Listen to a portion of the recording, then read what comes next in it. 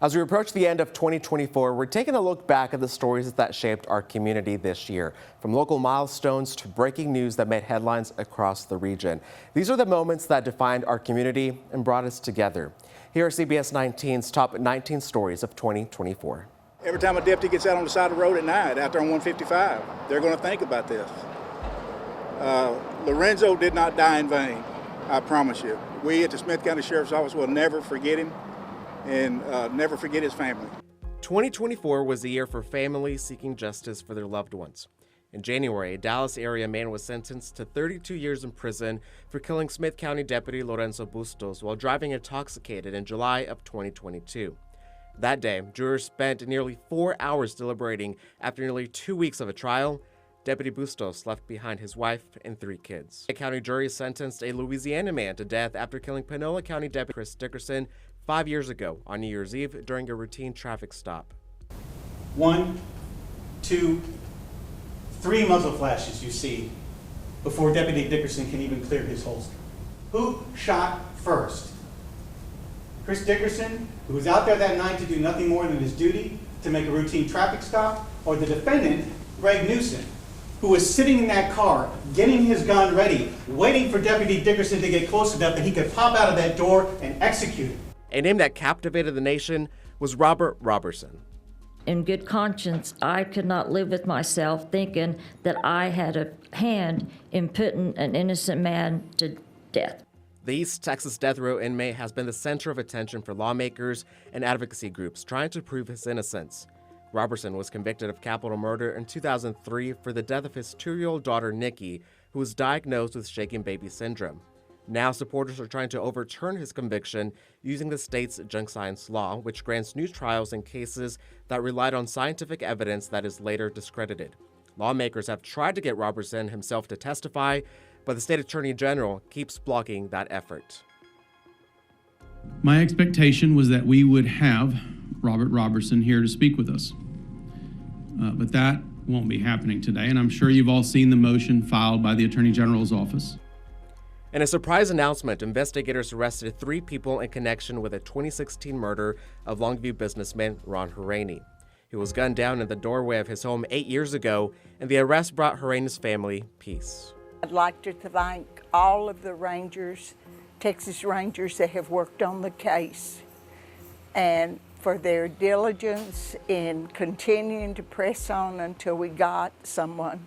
1 year later, fallout continues after Coffee City disbanded its police force amid allegations of questionable hiring practices. A CBS19 special report in November looked into what will happen to the hundreds of tickets drivers got in Coffee City before the police force was disbanded, and we got you answers.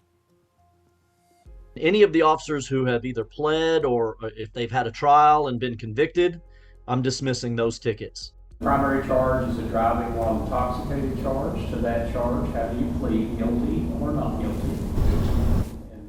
In August, the father of Kansas City Chiefs quarterback and East Texas native Patrick Mahomes pled guilty to his 3rd DWI. Mahomes' senior trial date was previously delayed numerous times, and he was sentenced to 10 days in jail and 5 years probation. An ongoing investigation, and that's all that we're going to be able to release at this time.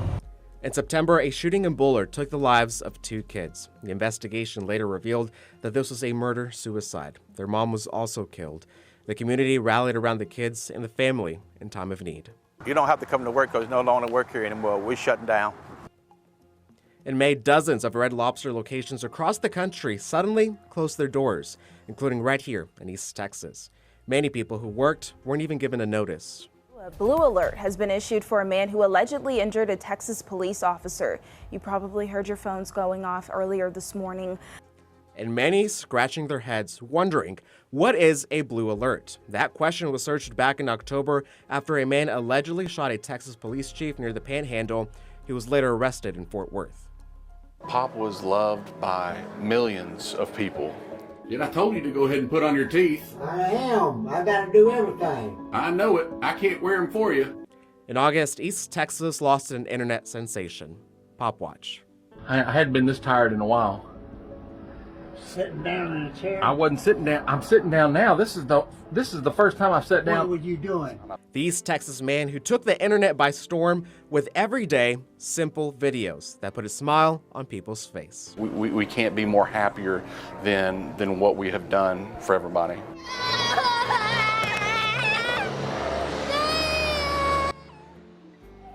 2024 was also a year of hope and of making a difference. We were sitting in the jail, and I got to see the news, and I was like, everybody was like, is that you? Is that you? And I'm like, yeah, that's me. That's my wife. The best support I saw was my wife. Julio Torres was an East Texas pastor and veteran who was detained back in July after taking a trip to Mexico. His time in an immigration center was all a misunderstanding. We didn't think of anything wrong, he's got his residency. But with the support of friends and family, they got the word out there trying to bring him home, and it's just one of many stories on how we changed lives this year. I'm silent because I want to get into A&M, so if I can go there, it would it would make me really happy.